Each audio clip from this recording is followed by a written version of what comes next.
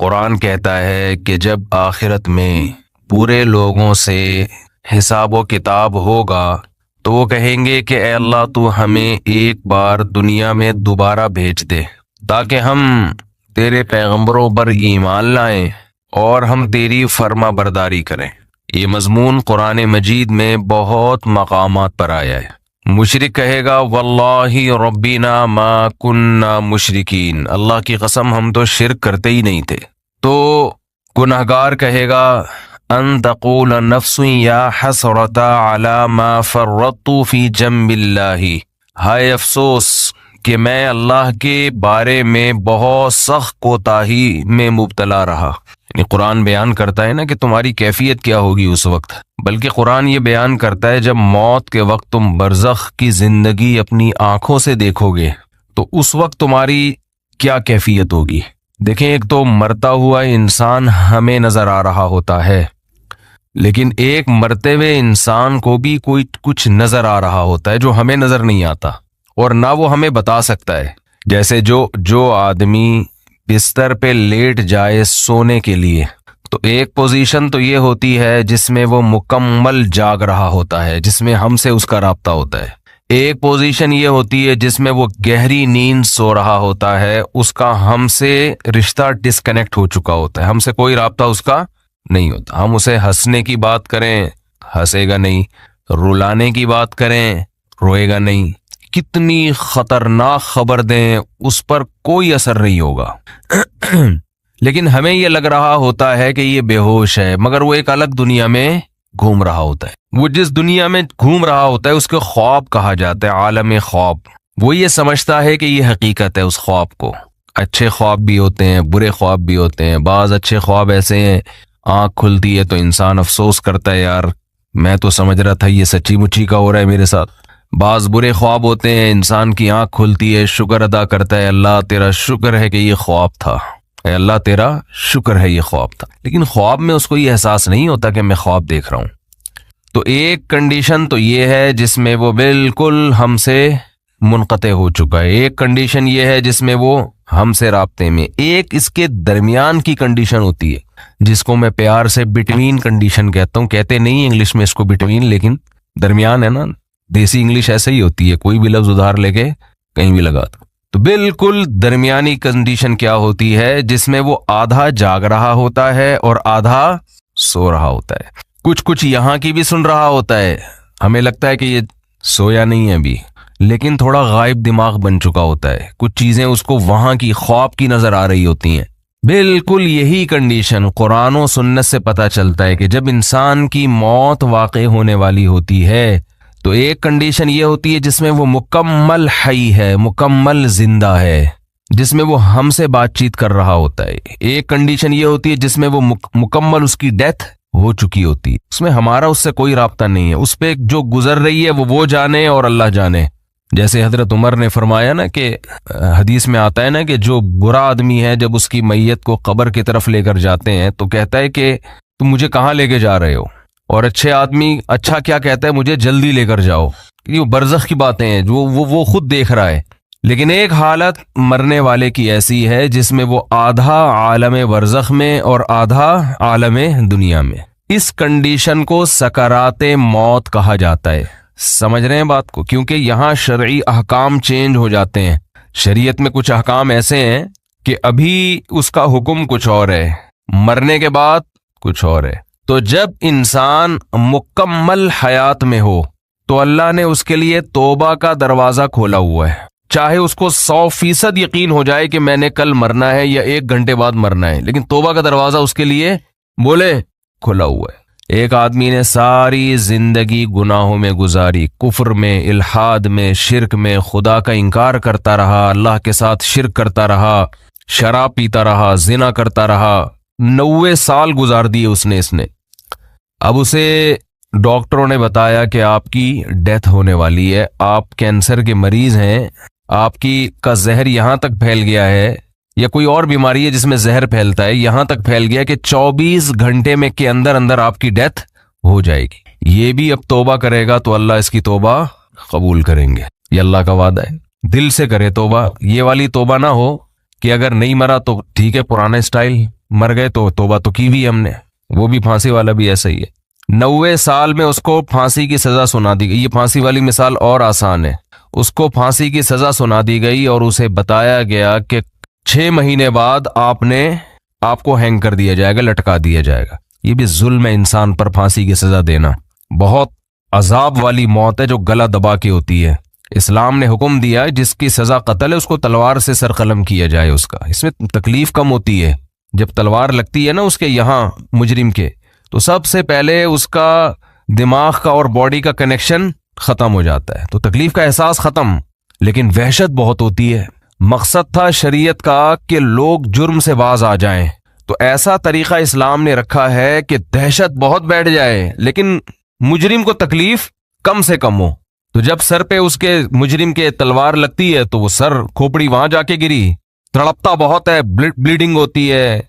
और इस्लाम में यह भी हुक्म है कि फांसी की सजा बंद कमरे में ना दी जाए, यानी कत्ल करने की सजा, बल्कि ये खुलेआम चौक में दी जाए, सारी दुनिया अपनी आंखों से देखे ये, ताकि मुआशरे में कत्ल रुके। अब देखो मुजरिम के साथ भी एहसान कि उसको कम सजा दी, यानी उसको तकलीफ से बचाया जा रहा है, और लोगों के साथ भी एहसान, उन पर दहशत बिठाई जा रही है तो लोग कत्ल से बाज आए। मुझे याद है 20-25 साल पहले, हमारे बचपन की बात है, कि एक सऊदी अरब से हमारे एक दोस्त आए मिलने के लिए। वो थे असल में बलोचिस्तान के थे, लेकिन बायबॉर्न सऊदी थे। वो तो बलोची भी बोलते थे, उर्दू भी बोलते थे, अरबी भी बोलते थे। कहने लगे मैंने जब पहली मर्तबा सऊदी अरब में सर कलम होते हुए देखा है। बलोची थे, बड़े मजबूत, बिरोही।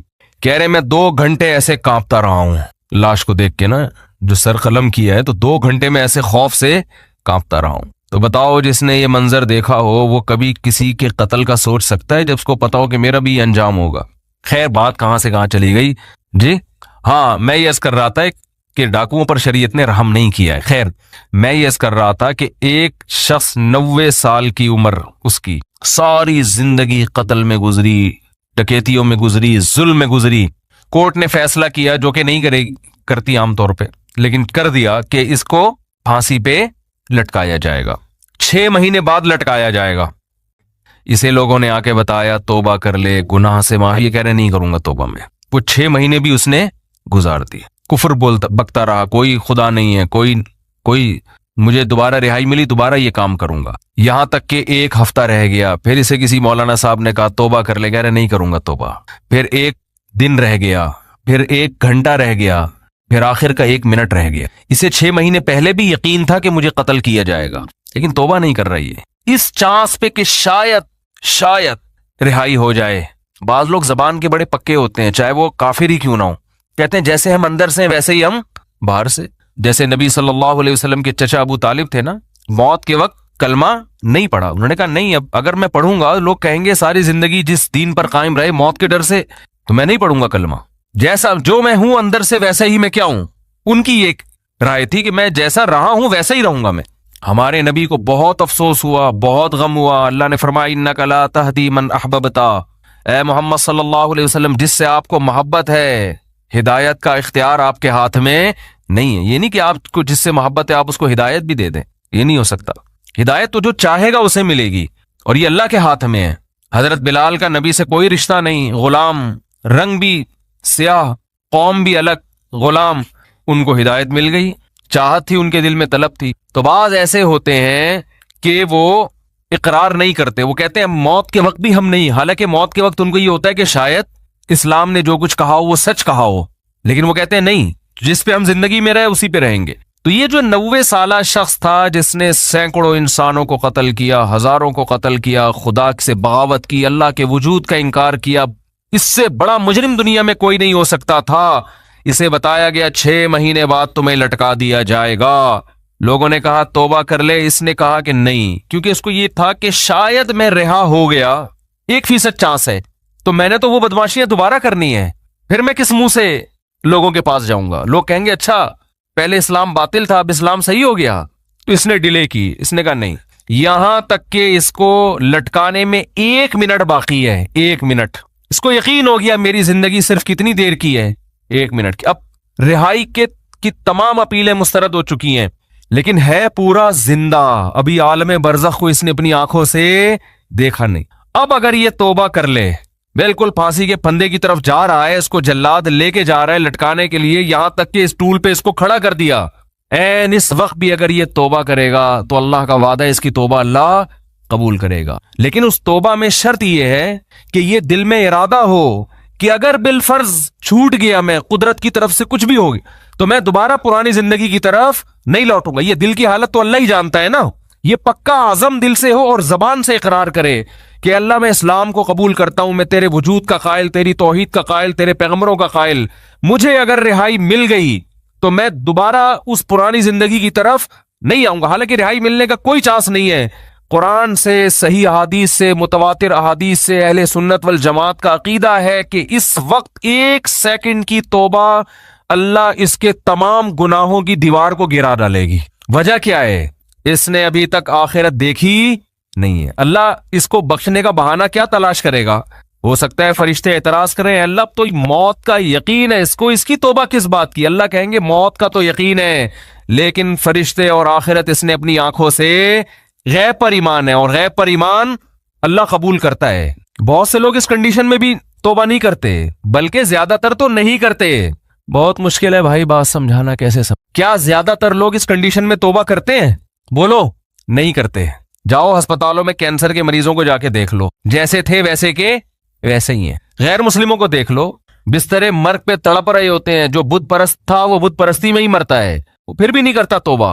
तो ये भी बहुत 1% खुशकिस्मत लोग होते हैं जो ऐन इस वक्त में तौबा कर लें, वरना तौबा होती नहीं है। इस टाइम पे भी नहीं करते लोग तौबा, दिल से हो चुके होते हैं वो। अब देखो आखिरी 1 मिनट रह गया है, अगर आज वो दिल से तौबा कर ले, वो फांसी के फंदे पे लटकने वाला 1 सेकंड पहले, यहां तक के उसके गले में फंदा लाके डाल दिया गया, अभी सिर्फ रस्सा खींचने की देर है। इस दौरान भी अगर वो तौबा करेगा, ये 1 सेकंड उसकी करोड़ों साल की जिंदगी को, फ्यूचर को चेंज कर देगा। क्यों? अभी तक इसने अपनी आंखों से देखा नहीं है, अभी तक देखा नहीं है इसने अपनी आंखों से, गैब पर ईमान है। तो ये अल्लाह का वादा है, इन्नल्लाह यक़बलु तौबत अब्दिही मा लम युग़रग़िर। बुखारी मुस्लिम की हदीस, नबी सल्लल्लाहु अलैहि वसल्लम ने फरमाया अल्लाह अपने बंदे की तौबा उस वक्त तक कबूल करता है जब तक उसको गरगरा नहीं आता। गरगरा का मतलब सकराते मौत में मुब्तला नहीं हो जाता वो। हाँ, जब उसको हैंग किया गया और उसकी रूह निकलना शुरू हुई और फिर उसने बरज़ख की जिंदगी अपनी आंखों से देख ली, उसने देख लिया कि कुरान जो कहता था कि बुरे लोगों की रूह, बुरे फरिश्ते से मुराद वो फरिश्ते जो अल्लाह ने सजा देने के लिए मुतय्यन, फरिश्ता तो बुरा नहीं होता, वो फरिश्ते जो खौफनाक फरिश्ते हैं वो बुरे लोगों की रूह कब्ज करते हैं। जब ये फरिश्ते अपनी आंखों से देख लेगा, उसके बाद कुरान कहता है कि अब तौबा तो दूर की बात, जमीन और आसमान की दौलत भी अगर खर्च कर देगा, वादा करेगा अल्लाह मुझे मोहलत दे दे, मैं पूरी जमीन आसमान की दौलत खर्च करने के लिए तैयार हूं। अल्लाह फरमाते हैं मा तुक़ब्बिला मिनहुम, अल्लाह का कानून अटल है, अल्लाह इसकी एक आंसू की परवाह नहीं करेगा। पूरी दौलत दे दे, अल्लाह इसकी परवाह नहीं करेगा। आज मुल्हिद लोग, एथियस लोग कहते हैं खुदा नजर नहीं आता, जन्नत नजर नहीं आती, जहन्नम नजर नहीं आती, दिखाओ। ओ भाई, अगर दिखा दी तो फिर आप में और मोमिन में फर्क खत्म हो जाएगा। देखी हुई चीजों पर तो सब ईमान लेकर आते हैं। कुरान कहते हैं गौर फिक्र करके ईमान लेकर आओ। आपकी ख्वाहिशात आपको सही सिमत में गौर करने नहीं देती। अभी एक मुल्हिद ने मेरे खिलाफ क्लिप बनाया है, मैंने मिसाल दी थी एक यूनिवर्सिटी के प्रोफेसर की। जल्दी से बात को समेटता हूं, क्या करूं यार। एक मुल्हिद ने क्लिप बनाया, मैंने एक मिसाल दी थी यूनिवर्सिटी के प्रोफेसर की। खूब अच्छी तरह खोपड़ी में बैठाएं इस मिसाल को। ये लोग ना बातों को घुमाते बहुत हैं, कभी सीधी बात नहीं करते। मुझसे एक तालिब इल्म मिला, स्टूडेंट मिला यूनिवर्सिटी का, उसने कहा हमारे एक प्रोफेसर ने कहा कि देखो गाड़ी के एक्सेलरेटर पे हम पांव रखते हैं तो गाड़ी मूव करती है, ब्रेक पे पांव रखते हैं तो गाड़ी रुकती है। तो खुदा कहाँ है? यानी हर काम करने से हो रहा है ना। खुदा तो जब होता जब एक्सेलरेटर पे पांव रखो और वो रोक दे गाड़ी को, ब्रेक पे पांव रखो और वो चला दे। तो ये हर काम की एक लॉजिक है। तो हर काम के पीछे एक साइंस है, एक लॉजिक है। खुदा नहीं है माज अल्लाह। मैंने कहा ये मिसाल ही खुदा के वजूद की सबसे बड़ी दलील है। गाड़ी के एक्सेलरेटर पे जब तक पांव ना रखें वो चलेगी खुद से? बोलो, जब तक कोई ब्रेक लगाने वाला ना हो उस वक्त तक रुकेगी वो। जो गाड़ी एक हालत से, एक कंडीशन, अपनी एक कंडीशन को चेंज नहीं कर सकती, किसी चेंजर के बगैर वो गाड़ी वजूद में आ सकती है किसी खालिक के बगैर? बोलो ना। तो वो गाड़ी यकीनन किसी ने बनाई है, तो एक छोटी सी गाड़ी खुद से नहीं बन सकती। आप कह रहे हैं पूरी कायनात एक धमाके से खुद से वजूद में आ गई है, और इंसान और वसीम भाई और गफूर भाई सुबुक्तगीन साहब और ये खवातीन और मर्द और गाय भैंसे और जमीन सूरज के गिर्द और जो है वो चांद जमीन के गिर्द, पूरा एक इतना बड़ा निजाम, बारिशों का निजाम, सहराओं का निजाम, ये सारा सेटअप एक बेजान तस्वीर खुद से वजूद में नहीं आ सकती करोड़ों साल में। और एक चलती फिरती तस्वीर जो देखती हो, नाक से सूंघती हो, कानों से सुनती हो। कोई कहे ना कि ये आंख नाक कान तस्वीर पेंटिंग करके खुद वजूद में आ गई है, कोई मान लेगा? खरबों साल में भी नहीं हो सकता।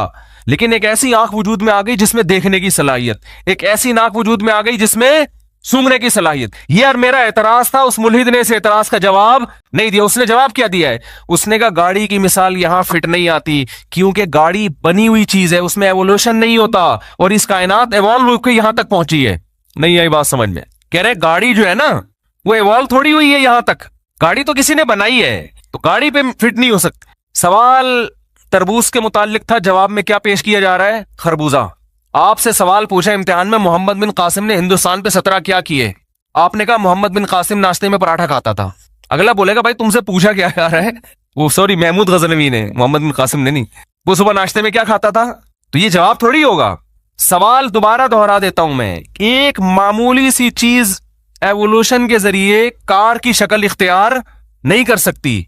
इतनी मैनेजमेंट के एक्सीलेटर की जगह एक्सीलेटर हो, ब्रेक की जगह ब्रेक हो, स्टीयरिंग की जगह ऐसी बेहतरीन मैनेजमेंट। तो ये एवोल्यूशन कोई ऐसी है अजीब चीज है जिसने खुद से, यानी नेचर है ना, नेचर इतनी ज़हीन, इतनी फतीन, इतनी जबरदस्त चीज है कि खरबूजे के बीज में उसने ऐसे सॉफ्टवेयर इंस्टॉल कर दिए कि जब जमीन में डालो तो पहले पौधा उगेगा, फिर फूल उगेंगे कीड़े मकोड़ों को माइल करने के लिए, फिर नर मादा का मिलाप होगा, फिर जब नर मादा का मिलाप होगा इसमें कच्चा फल पैदा होगा, वो फल बड़ा होकर दोबारा खरबूजा बन जाएगा।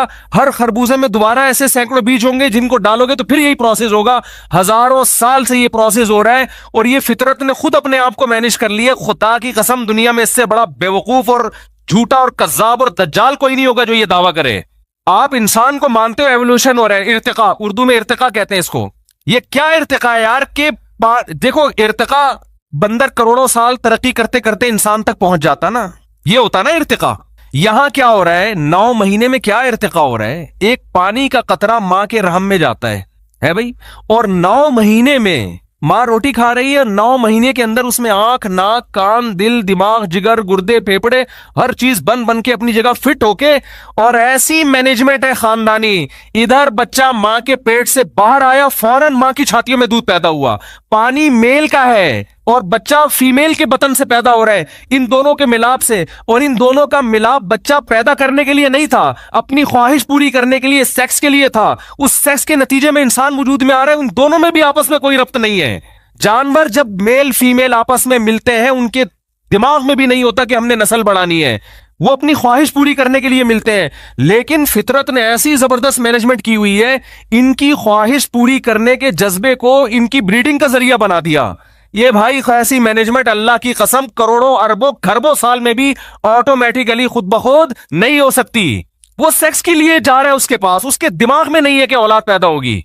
इसका आपस में कोई रब्त नहीं है ना इंसान का। और सेक्स पूरा करना तो एक हवस समझा जाता है, एक हवस समझा जाता है। मेल फीमेल की तरफ माइल होता है औलाद पैदा करने के लिए नहीं। लेकिन कुदरत ने चूंकि नस्ल बढ़ानी है, तो कुदरत ने कहा ये नस्ल इनके कंट्रोल में ना रखो, इनके अंदर ऐसी ख्वाहिश पैदा कर दो मेल फीमेल के अंदर, ये अपनी ख्वाहिश के लिए मिलाप करें। और फितरत इस मिलाप से एक नया काम ले रही है, इंसानों की नस्ल बढ़ाना, जानवरों की नस्ल बढ़ाना। हालांकि इन दोनों, देखो मौलाना शफी थानवी रहमतुल्लाह अलैह एक बड़ी प्यारी मिसाल दिया करते थे। कोई मर्द और औरत जंगल में पैदा हो, यानी कोई बच्चे हो, उनको जंगल में छोड़ के चले जाएं आप, उनको नहीं पता होगा ना कि हम दुनिया में कैसे आए। वो गौर करते रहेंगे साइंसदानों की तरह ना बैठ के। उन्हें कोई बताए कि तुम ऐसे वजूद में आए कि मर्द और औरत का मिलाप हुआ, उसमें पानी का एक गंदा कतरा, और वो कतरा दिखा दिया जाए कि ये है। इसमें ऐसे सलाहियत है कि ये जब एक खास प्रोसेस के तहत मां के रहम में गुजरेगा तो इसमें आंख, नाक, कान, दिल, दिमाग, जिगर, तुम जैसा इंसान पैदा हो जाएगा।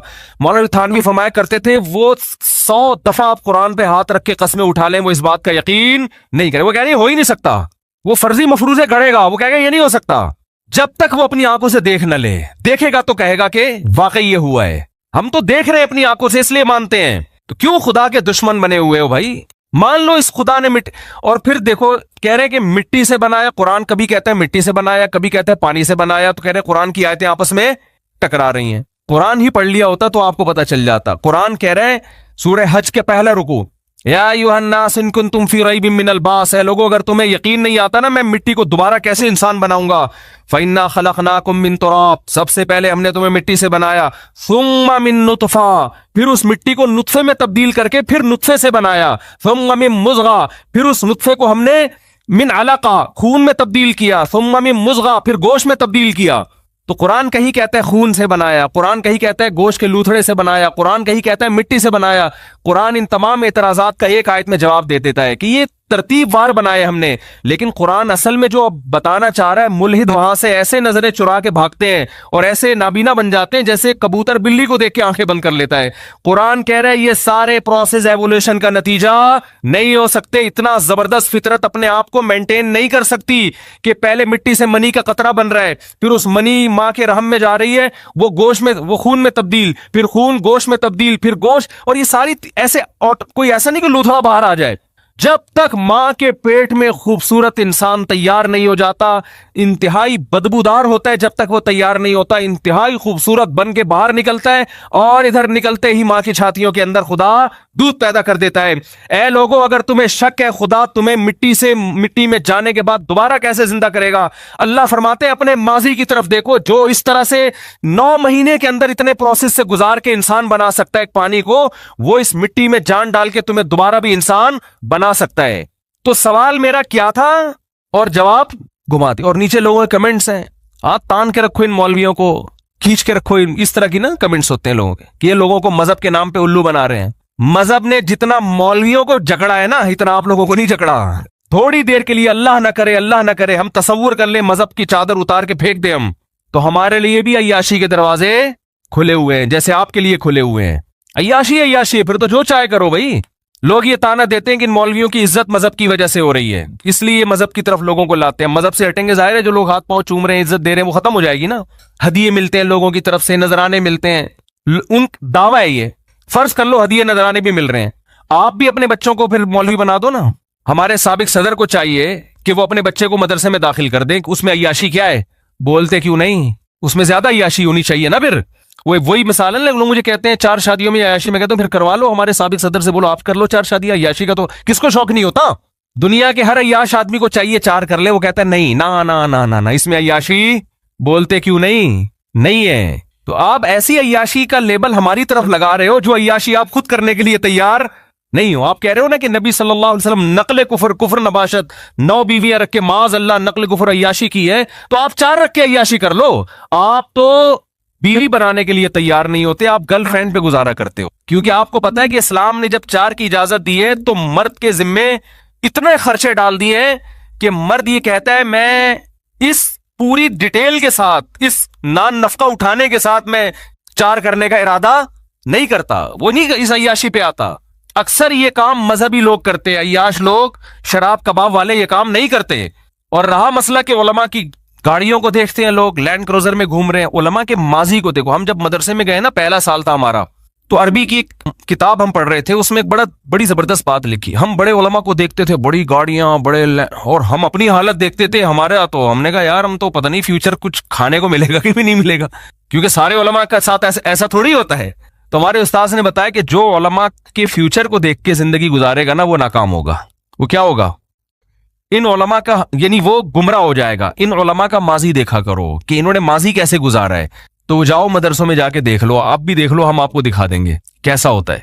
वहां वो सहूलतें नहीं होती आमतौर पे जो यूनिवर्सिटियों में है, वहां वो कैरियर नहीं होता फ्यूचर का जो आपका बच्चा, यकीन ना आए ना, आपकी बेटी के लिए, आपके बेटे के लिए कोई रिश्ता आए, आप बताओ कि हमारा बेटा मदरसे में पढ़ रहा है, आई बात समझ में, 100 रिश्ते आएंगे, 1% चांस होगा कोई हाँ कर दे, 100 में से 1% चांस। जब आपने बताया ना हमारा बेटा क्या करता है, बोलो मदरसे के दूसरे साल में, अभी 6 साल उसके बाकी हैं, ये 4 साल बाकी हैं, ये आखिरी साल है, दौरे हदीस कर रहा है, पतली गली से निकलेंगे वो। और उसी शक्ल का, उसी कद काट का आपका दूसरा बेटा है जो मेडिकल कॉलेज में पढ़ रहा है, जो कमीशन ऑफिसर बन रहा है, यानी आर्मी ज्वाइन कर रहा है। 100 में से 99 हाँ करेंगे, एक बेवकूफ होगा, लड़की का अब्बा वो कहेगा मुझे ऐसी जगह मैंने डॉक्टर से नहीं करनी, तो कैरियर तो उधर है मेरे भाई। ये तो कोई कोई एक आध मौलवी होता है बेचारा जो, वरना अक्सर तो हमारे मदरसों में जाके देखो, हमसे ज्यादा सलाहियत वाले, हमसे ज्यादा इल्मी इस्तेदाद वाले 15-15, 20-20 हजार तनख्वाहें लेके सारा दिन मेहनत कर रहे हैं, बच्चों को पढ़ा रहे हैं। ज्यादा 99% तो अभी भी वही है। उन्हें तो लोग जानते नहीं, उनको हदिया नजराने कहां से देंगे। तो आप कह सकते हैं मुझसे साहब फिर आप क्यों नहीं वहां बैठे हुए? भाई हम इसलिए कि अवाम में हमने बयान शुरू कर दिए तो अवाम में हम मशहूर हो गए, वरना हमें तो नहीं था कि हम मुझे याद है जब मैं मदरसे में पढ़ रहा था तो हमें बताया गया था मुल्ला की दौड़ मस्जिद से घर तक, इसके अलावा कोई लिफ्ट, हमारे हजरत ने बाकायदा आदम लिफ्ट पर बयान किया है कि ये दिमाग से निकाल दो कि तुम लोगों को इज्जत मिलेगी, पैसा मिलेगा। हजरत का पहला बयान ही यही था, समझ रहे हो, जब हम मदरसे में गए, ये निकाल दो। और 99 के साथ यही होता है।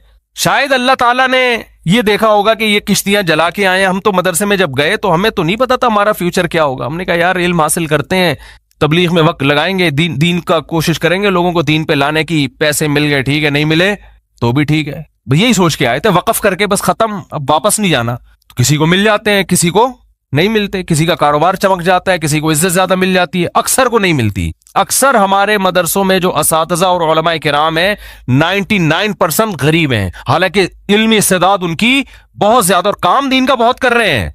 समझ में आ रही है बात कि नहीं आ रही है? तो वो ये समझते हैं कि ये मौलवियों ने ना इस्लाम पे लोगों को ला रहे हैं ताकि इनकी दुकानें चली रहे हैं। तो मौलवी को मेरे भाई आपकी दुकान से कोई वास्ता नहीं है। वो पहले बेचारा आता है किश्तियां जला के आता है कि अल्लाह खिलाएगा, अल्लाह पिला। हमारे हजरत का पहला बयान था मुल्ला का रिस्क। हजरत फरमाते रिस्क की फिक्र छोड़ के दीन के काम में लग जाओ, रिस्क टकरे मारता हुआ आएगा, रिस्क टकरे मारता हुआ आएगा। अब ऐसा ही हो रहा है कि लोग खिला खिला के भाग रहे हैं, हम बकरे हमारे पीछे भाग रहे हैं, अल्लाह नजर बस से बचाए। अब हम आगे आगे भाग रहे होते हैं, दुम्बे हमारे पीछे, खा ले। नहीं खाऊंगा यार, मरूंगा यार, और भी दुनिया में काम है, और भी दुनिया में गम है। अभी हम थर गए, अल्लाह वहां के जो हमारे मेजबान थे अल्लाह जज़ाए खैर दे, हम जब वहां पहुंचे तो उन्होंने दस्तरख्वान लगाया। मेरे साथ जो साथी गया था उसने कहा थर बयान में आएगा। मैंने कहा आज थर का कोई ताल्लुक ही नहीं आज के टॉपिक से, लेकिन आ गया ना बयान में। मैं थर से आया हूं ना, कल रेगिस्तान नहीं है थर, वहां गया तो हमारे एक दोस्त ने कहा मुफ्ती साहब जुम्मे के बयान में देखना थर पे रिपोर्ट आएगी। मैंने कहा नहीं आएगी, मेरा टॉपिक ही जुम्मे का ये नहीं है। अब आ गई, वाकई उसको सही है। तो हम वहां बैठे हो दस्तरख्वान पे, मौलवियों को देखो अल्लाह कैसे रिस्क खिलाता, बटेर माशाल्लाह, और अल्लाह भला करे हिरन, और याद ही नहीं आ रही चीजें देखो कैसे, वो कहेंगे यार देखो खा के कैसे भूले, खरगोश, ठीक है ना, तीतर, बटेर नहीं था तीतर था, मोर, ऐसा ना वो वाले पहुंच जाएं गवर्नमेंट के लोग, तेरे वो सारा काम उनका लीगल होता है, इलीगल कोई काम नहीं करते, लाइसेंस है उन लोगों के पास।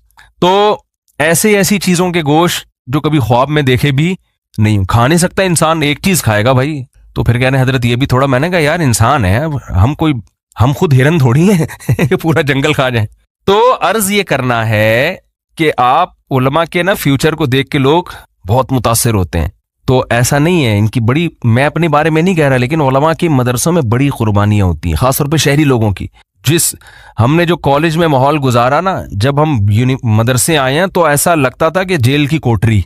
इसलिए नहीं कि कोई जुल्म हो रहा था वहां पे, खुदा ना ख्वास्ता, इसलिए कि पढ़ाई थी वहां, वो लाइफ को एंजॉय करने की इजाजत नहीं थी कि पहले गोले।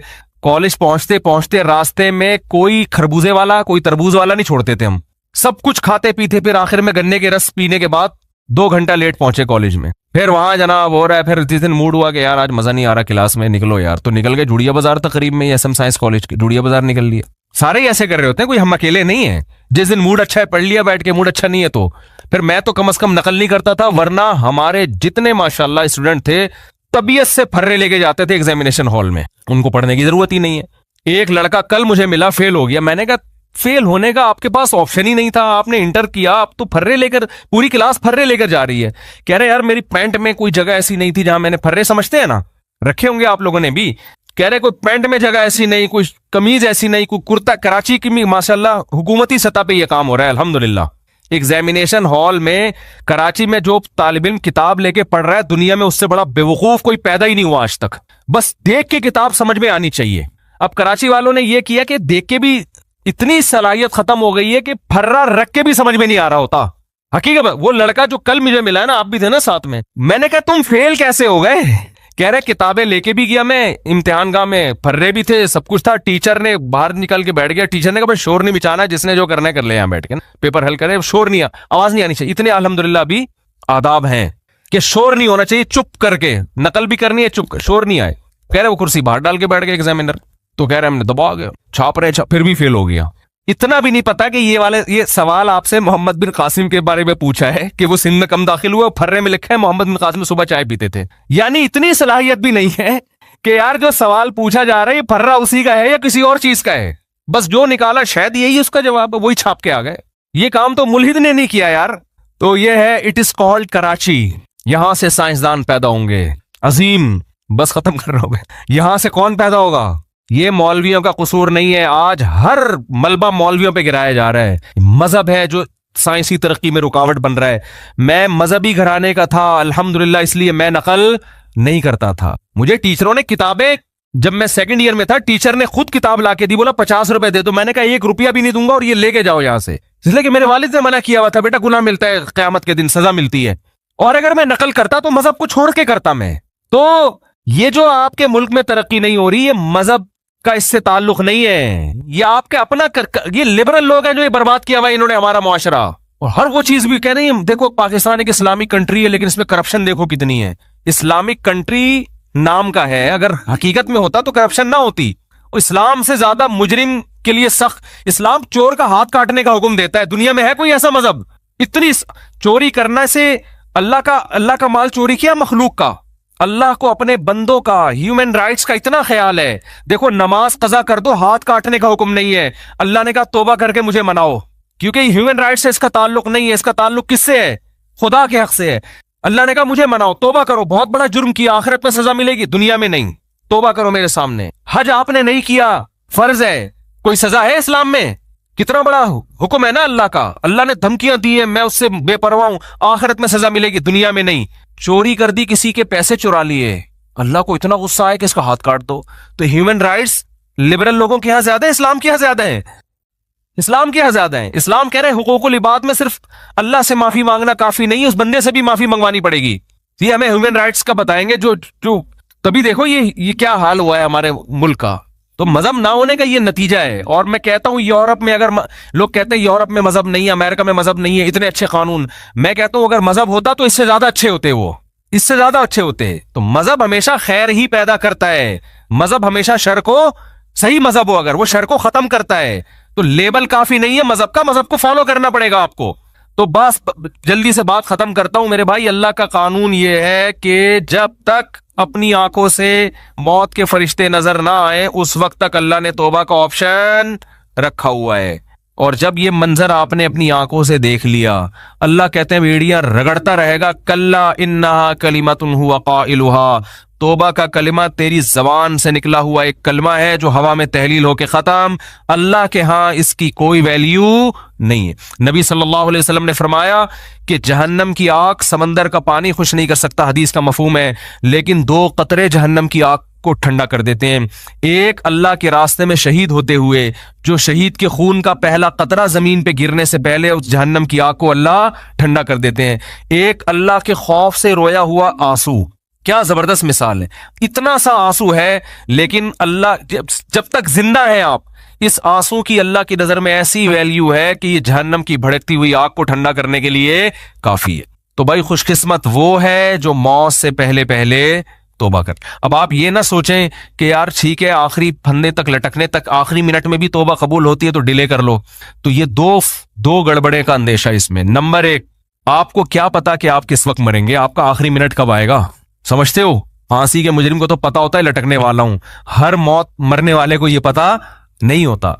दूसरी बात यह कि मुशाहिदे पर मबनी यह हकीकत है, जो मौत की वजह से तौबा को डिले करता है, ऐसे लोगों में अक्सर तौबा नहीं करते। आप देख लो गैर मुस्लिमों में जवानी में तौबा करने वाले, इस्लाम कबूल करने वाले ज्यादा हैं, बुढ़ापे में इस्लाम कबूल करने वाले कम है। हालांकि जवानी में गैर मुस्लिम बनने में अय्याशी ज्यादा है, बुढ़ापे में तो वैसे ही अय्याशी नहीं है ना, लेकिन उसको तो फायदा ही फायदा, बूढ़े आदमी को इस्लाम कबूल कर ले, तौबा कर ले, भाई अब तो कुछ तेरी जिंदगी तो गुजर गई अय्याशियों में, अब तो जाएगा जन्नत में। लेकिन दिल ऐसा सख्त हो जाता है, वो नहीं करता। जवान आदमी वो जल्दी कर लेता है, हालांकि उसको कुर्बानी ज्यादा देनी पड़ रही है। आप देख लो दुनिया में तौबा करने वाले जवान आपको ज्यादा मिलेंगे, बूढ़े हैं लेकिन कम है। इसी तरह तौबा करने वालों, इस्लाम कबूल करने वालों में जवान गैर मुस्लिम ज्यादा है, बूढ़े कम है। तो इसलिए कभी भी इस हमाकत पे तौबा को डिले नहीं करना चाहिए कि मोहलत तो अल्लाह ने दी हुई है। और दूसरी बात, जितनी जल्दी तौबा करोगे खैर और बरकतें उतनी ज्यादा होंगी, आप नेकियां ज्यादा कमा लो। ठीक है, कोई गैर मुस्लिम आखिरी वक्त में मुसलमान हो रहा है, तौबा कर रहा है, गुनाह माफ हो गए, लेकिन नेकियों का मौका उसको बहरहाल, ठीक है अल्लाह उसको जन्नत में दाखिल कर देंगे, लेकिन वो ज्यादा ऊंचे दर्जात तक नहीं जा सकता। वजह उसकी है कि उसको उसके अमाल में वो इतनी खैरें हैं नहीं कि जो शख्स जिंदगी भर अपने अमाल में खैर डालता रहा, तो आज आप तौबा करेंगे, आपके पास पूरी जिंदगी ये खैर फैलाने के लिए, अपने अमाल में नेकियां जमा करने के लिए डिले करेंगे तो आपके पास नेकियां कमाने का टाइम कम रहेगा। अल्लाह ताला से दुआ है, अल्लाह ताला हमें जल्द से जल्द सच्ची तौबा की तौफीक अता फरमाए। वमा अलैना इल्ला